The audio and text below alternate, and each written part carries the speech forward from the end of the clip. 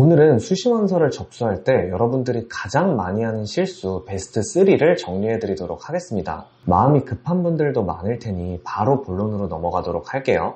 첫 번째는 지나치게 상향이나 하향을 하지 않았는지 체크를 해보셔야 합니다. 이전 영상에서도 말씀드렸지만 재수를 하기 싫다라는 심리와 그래도 이 이상은 가고 싶다라는 심리가 충돌하는 게 입시의 가장 큰 딜레마입니다. 여기서 자기 합리화를 하시면 안 돼요. 마음은 아프지만 둘 중 어느 하나에 집중을 해서 입시를 준비를 하셔야 한다는 겁니다. 둘 중 그 어떤 것도 포기하지 못하고 3상향, 3적정 이런 식으로 지원을 하면서 적정 지원이 3개니까 하나는 합격하지 않을까? 그래도 적정 지원인데 이런 합리화를 하면 안 된다고 예전 영상에서도 말씀을 드렸습니다. 적정 지원의 합격 확률은 절대 50%가 아니라는 거 꼭 명심하시길 바라며 보충 설명이 필요한 분들을 위해서 카드 링크도 남겨놓도록 하겠습니다. 다음으로 많이 하는 실수는 인재상을 전혀 고려하지 않고 지원하는 건데요. 이게 대학의 인재상이 아닙니다. 학생부 종합전형의 인재상이에요. 사실 대학의 인재상은 크게 중요하지 않습니다. 글로벌 공동체를 위해 주도적으로 움직일 줄 알고 문화예술적 소양을 바탕으로 교양인으로 성장하고 이런 인재상들은 너무 추상적이라서 입학사정관들도 그렇게까지 중요하게 생각하진 않습니다.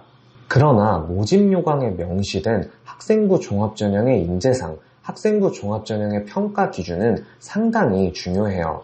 모집 요강을 보시면 학교별로, 전형별로 평가 기준이 모두 공개가 되어 있습니다. 예시를 볼게요. 왼쪽 학생부 종합전형은 전공 적합성의 비율이 굉장히 높죠. 반대로 오른쪽 학생부 종합전형은 전공 적합성을 아예 보지 않습니다. 발전 가능성이나 학업 역량의 반영 비율이 높아요.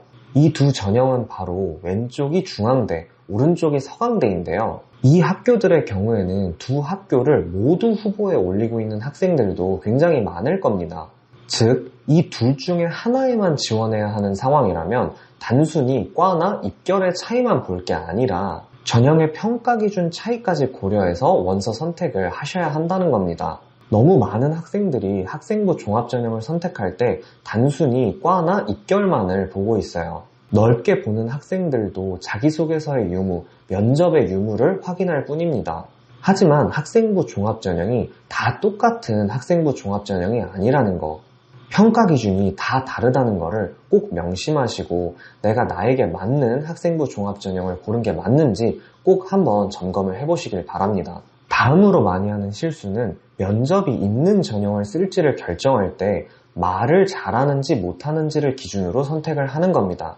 하지만 누구나 면접은 긴장되고 대학이 영업사원을 뽑는 게 아니라는 걸 꼭 생각을 하셔야 합니다. 말을 유창하게 잘해야만 뽑히는 게 아니라는 거예요. 면접 응시 여부를 선택할 때 가장 중요한 건 내 생기부가 면접을 봐야 유리해지는지 아닌지를 판단하는 겁니다. 만약 내가 꿈이 뚜렷하거나 생기부만 봐도 딱 어떤 학생인지 느낌이 온다면 면접이 굳이 필요한 학생이 아닙니다. 하지만 내가 중간에 꿈이 바뀌었거나 슬럼프를 한번 겪고 그걸 극복했거나 이런 식으로 뭔가 설명이 필요한 학생들은 면접이 있어야 훨씬 유리해집니다.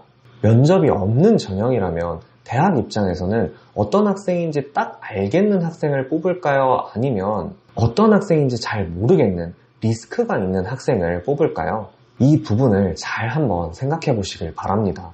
만약 여러분들이 오늘 영상에서 말씀드린 실수들을 여러 가지 했다고 해도 당연히 지금 시점에서 처음부터 전략을 다시 세우는 건 무리가 맞습니다. 그건 좋지 않다고 지난번에 영상도 찍었었죠. 하지만 여러분들이 원서를 딱 6개만 봐두지는 않았을 거고 후보군이나 플랜 B가 있으실 겁니다.